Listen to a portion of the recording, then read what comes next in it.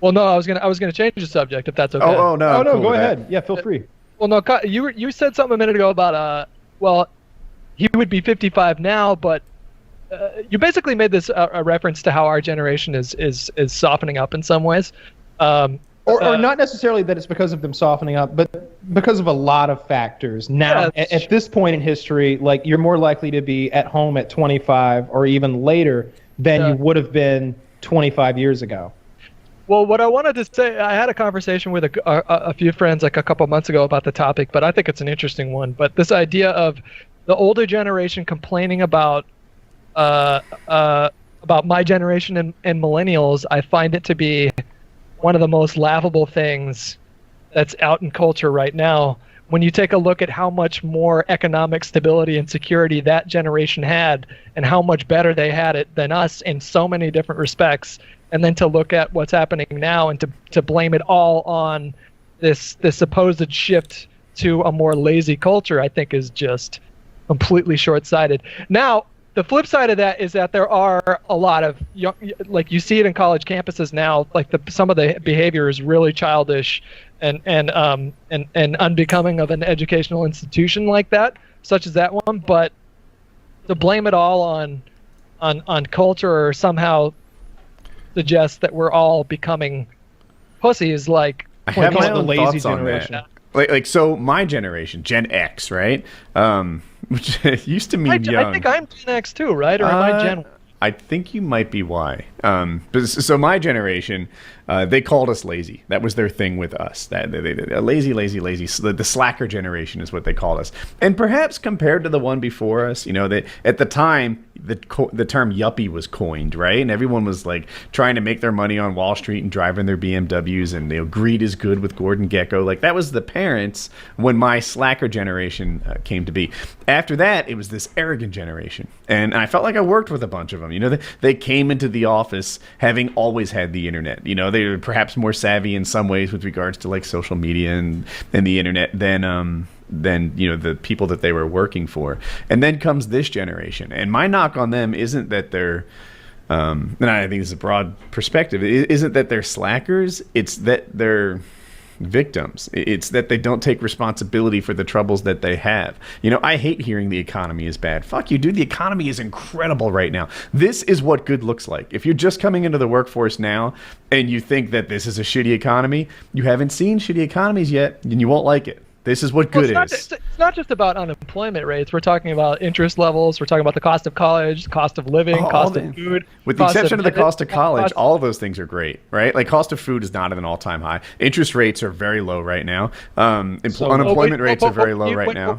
But when you compare our prices to the prices of someone that grew up in the 50s or 40s or the 60s, after that economic boom that happened after World War II, there as far as what you could get with your dollar was you had way more options back then than you do now. The cost of a car, way more expensive now. Cost of college, way more expensive now. Cost of houses, way more expensive now, even when you adjust for inflation. I'm not saying the economy. But you're getting different things, right? Like right now, car now, if a car doesn't go 250,000 miles now, then it's garbage, right? Back when I was a teenager, you trade in a car with 40,000 and they tell you that it's done, that this car doesn't have much life in it, right? 60,000 miles and it probably actually was done, way back then.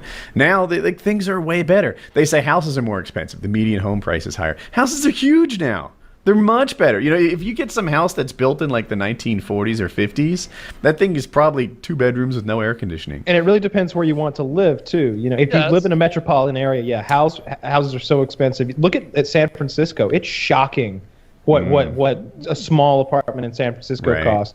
Now I'm not proposing that for like a tiny little studio a month. I'm not proposing that where I live, which is kind of off the beaten path, is ideal for anyone or everyone, but you could get a 1,500 square foot house here for about $40,000. If you're a basic carpenter and can do a little fixing upping, you knock another 5 or 10 off that. But regardless, when you look at what someone spent for a house even if houses now are better and worth more for obvious reasons, okay, yeah, but the point is back then you could go to a bank and get a loan for like 20 grand the equivalent of today, like 20 to 50 grand, and buy a house, and you just cannot.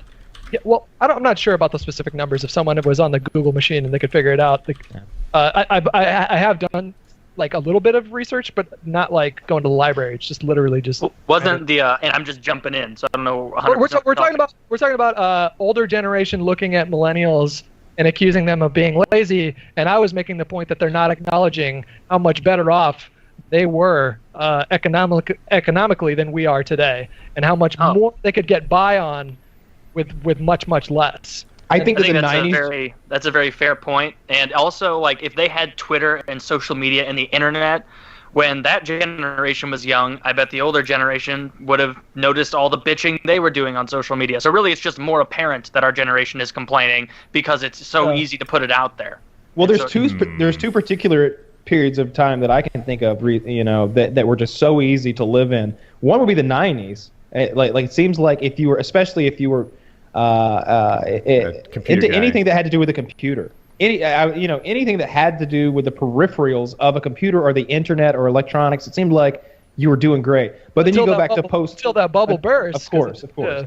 But then you go back. But like, what if you raised your family from 1990 to 2000? What if those 10 years were the hard years, the years where you had to buy house, car, and put some kids in college? Like, that would be real nice. And then going back to post World War II, man, those people had a myriad of advantages, right? First of all, most of the world, except for us, is in ruins because we put it that us and our friends did it to them. But even our allies, like the English, they were getting bombed the whole fucking war over there with V2s landing in their backyards and bombing runs.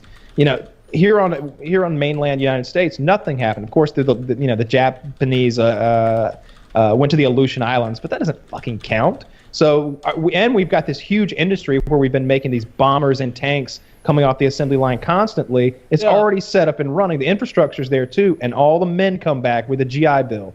It was a perfect storm for a booming, never seen before economy. And then they all had like 6-7 kids, and and ruined Social Security.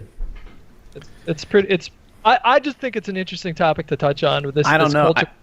This culture clash between the older generation and the newer generation right now it's always been there. But I'll tell you, like, do you remember the chalkening? Do you remember the chalkening when the kids wrote Trump on the college sidewalk in chalk, and they're screaming about how it's not a safe space, how that's a racial slur? Do you remember the girls in that I hate her, that girl at Yale, right? Who's staying in a fucking dorm with the Steinway piano and a media lab full of computers to render their shit, and security guards blasting this Yale, whatever he was, director of something or other. I don't think he was actually a teacher. I think he was like dean, whatever he was. And she's blasting him like, "Your job is to create a safe space." Oh my God, you pussy! Like you're safe. Your place is pretty freaking safe, and you're screaming at him because what? There was a Halloween costume you didn't like? Like, no, this is a real thing. The kids now are using their victimhood. Not all kids, don't get me wrong, but there are people using their victimhood as a position of strength, right? Do you realize I'm offended? Do you realize that this is not okay? And they are cry bullies. And this is a thing that didn't exist before, and it has come into existence. And I swear it's one of the reasons Trump is doing well, because Trump is anti-cry bully, and there is like a lot of people in America who are like, oh, anti-cry bully, anti-political correctness. Like, I like political correctness in that it has an attempt to be nice, right? Sometimes when you throw away political correctness, you're just being a jerk, and that's not where I aspire to be. But when you start bowing down to cry bullies, you've gone too far. Yeah, there's a difference between not being so on the nose that you offend people at every turn. And there's nothing wrong with offending people. You go ahead and be offended. There's nothing wrong with that. You should be offended every now and then. It feels good. Get your blood pumping. Yeah, I like to get offended every now and then. That's why I watch MSNBC. And sometimes it's good to be offended too, because it might change your perspective. All of a sudden, you might reflect on that offense. You might realize you white knighted. You might realize that you were wrong, or you might your point of view might evolve. I've had that happen where like I'll get like massively triggered when I see like a tweet or something like that. I'll be like, "Rrr!" And like I'm good about containing that more now. Like I don't think I'm as emotional on Twitter or anything like that. But But yeah, when you see these kids at college, you know, it is a problem on college campuses, and you have to be blind not to see it because there's evidence of it all over the place. It's the reason comedians won't do colleges anymore, or most of them won't. It's a problem, and I'm really with you guys on that one. And I'm sympathetic to people like Milo, even though I fucking hate him. I'm still sympathetic to people that drift towards him, and I get it. I understand. When you look at the alternative, Milo is actually pretty fucking appealing in a lot of ways. We had him on this show. He was a blast. He was really funny. Milo on PKA. He started going. Yeah, I was really enjoying him like most of the way through the show, and then he started talking about his strong religious beliefs. You know, he's a Catholic, and it just didn't mesh with the rest of it. And I was just like, huh? He says some stuff, man. Like him and free speech is like an interesting conversation because it's like, and free speech just alone is such an incredibly complicated topic. It's people think that just because you can say something, you should, and you're right to say it, and I just don't think that that's the case. And people like Milo, it's like he says some stuff that is undeniably compelling, especially with regards to his criticism of the left in college campuses right now. He makes some really compelling arguments, and it's impossible to ignore them. But then he says some other then he does other shit like taking pictures of people in the gym and fucking fat shaming them on Twitter, you know, like that shit. I think like you are going like way too far, man. And I get that your base thinks that's funny and all that, but you know where I'm stuck? Yeah, I don't like that. You're surprised that he got banned off Twitter from like he's constantly